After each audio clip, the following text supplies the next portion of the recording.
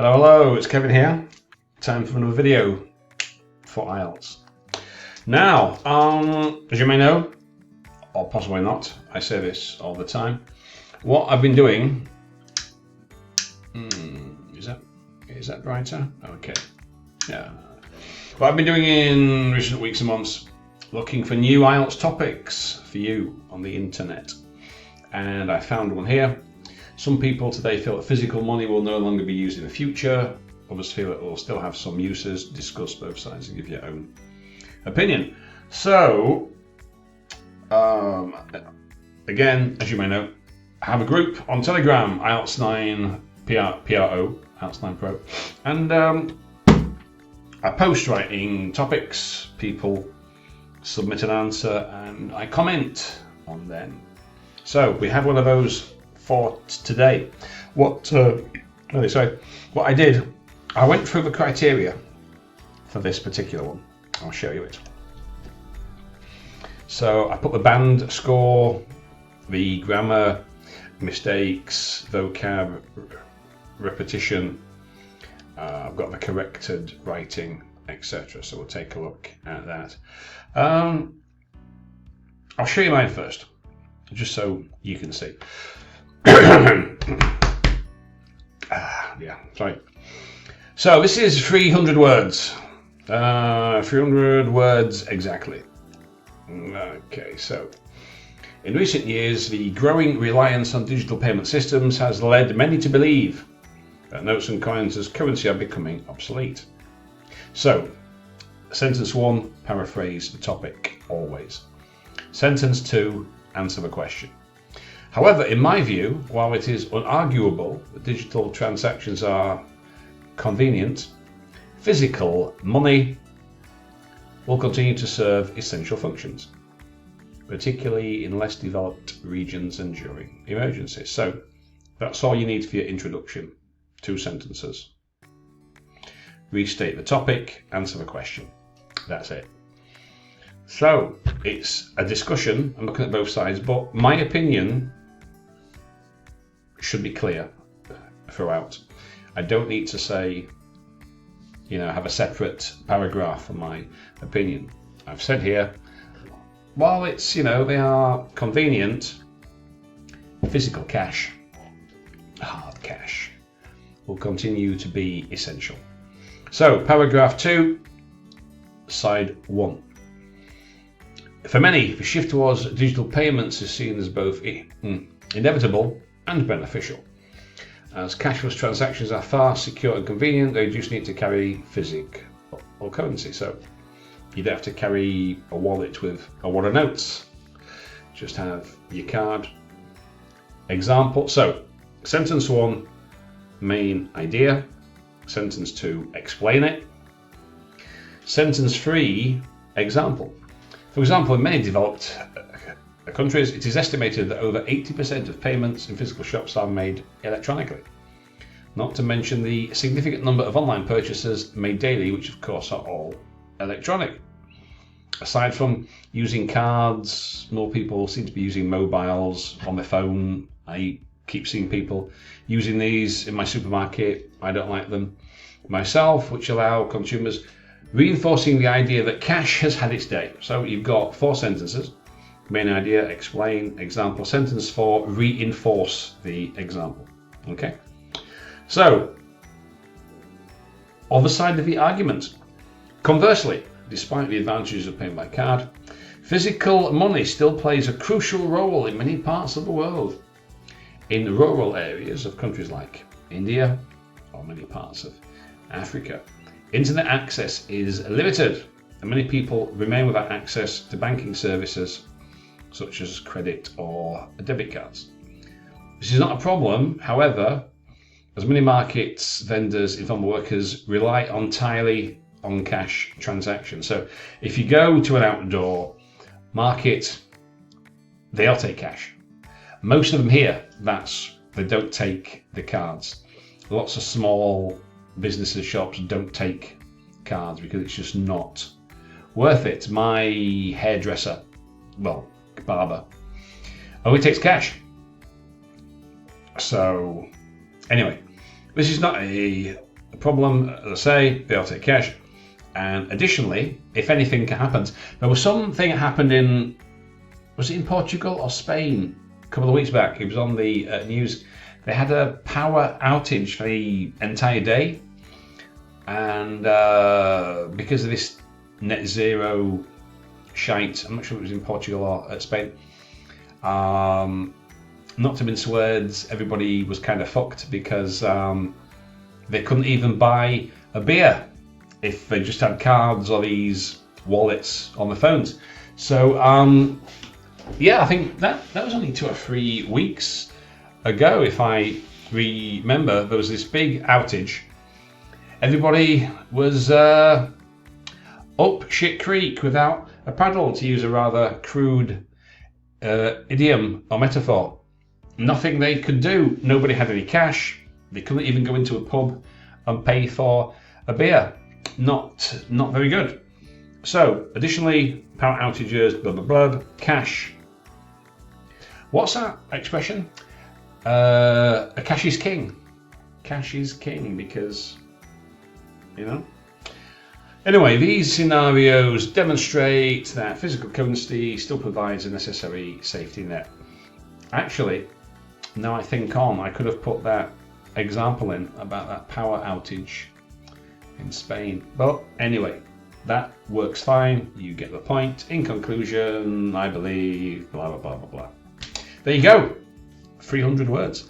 Now I'll put that, don't get it all on the screen. Yeah, there you go. You can see it all. You can pause and you can have a read. You can see that sentence by sentence.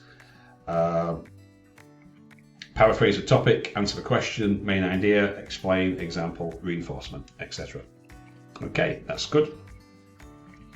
Now, somebody sent in this. Now, first thing I have to say, no, so first, this is too short. It's 259 words. So task response would not be good. Only 6 because it's less than 250 words. So that's that. Now, another thing, examiners, IELTS phrases to avoid. I've spoken about this in many videos. In the following paragraphs, I will shed light on this issue. Nonsense. It's meaningless. It's a meaningless sentence, and you want to avoid them. People like Liz, etc. IELTS, Liz, other people, Advantage. They've got stuff on, and I don't know, there's How to IELTS. There's quite a few. Anyway, there's quite a few well-known online IELTS people, or IELTS teachers. And I think Pauline Cullen, the author of the IELTS, actually says in her book, don't use these meaningless. It's a waste of words. In the following, I will answer the question. I will give my opinion. Just answer the question. Okay. So, first, apart from that, I don't know what the writer's opinion is. It's simply a paraphrase. I don't want you to shed light on the issue. I want you to answer the question. Discuss both views. Tell me your opinion. So in the introduction, unlike in mine, there's no clear introduction. I mean, mine has an outline. If we could go back. So like mine. So while it's convenient, it's essential, particularly in less developed regions and during emergencies. So actually, give some idea where the essay is going. Yeah, I say, I don't argue that, yeah, but if we consider this, you can see why we still need cash. So mine's a more balanced view. So as we can see, no opinion. There's no clear opinion. On the one hand, digital future, says United States, European countries, and enthusiastic technology and enthusiastic easy methods for purchasing, like so. Enthusiastic technology have agreed to use. So In developed countries such as the United States, European countries and others, that's the corrected one on the right hand side, you can see what the issue is there. Contactless payments, blah, blah, so enthusiastic adoption is increasing, facilitating purchases. So for buying goods, you could use that or facilitate. So these are some corrections and suggestions, right? So on the other hand, in rural communities, a vast number of people are willing to pay with physical money, bills, notes or coins. Okay, so that's a good paragraph. Okay, but what we have to do here is I have to wait right to the bottom. I mean, right. I'm of the resolute conviction. You mean I believe, I think. So I've got to wait right till the end to find out your opinion. So, you know, your opinion should be clear all the way. And I always put it right at the start in my introduction. Anyway, so that's the essay that was sent in. And overall band score 5.5. Vocab, got some good stuff there. I'm not sure where he got it from. Maybe some artificial means of getting some of that vocab. But there's plenty of grammar though. Vocab repetition, that's not so important. You can see the original and the correction on the left and the right hand side. And let's have a look. So, task response for 1, it's too short. Opinion is not there. Cohesion, coherence 5. Lexical resource, grammatical range and accuracy 4.5.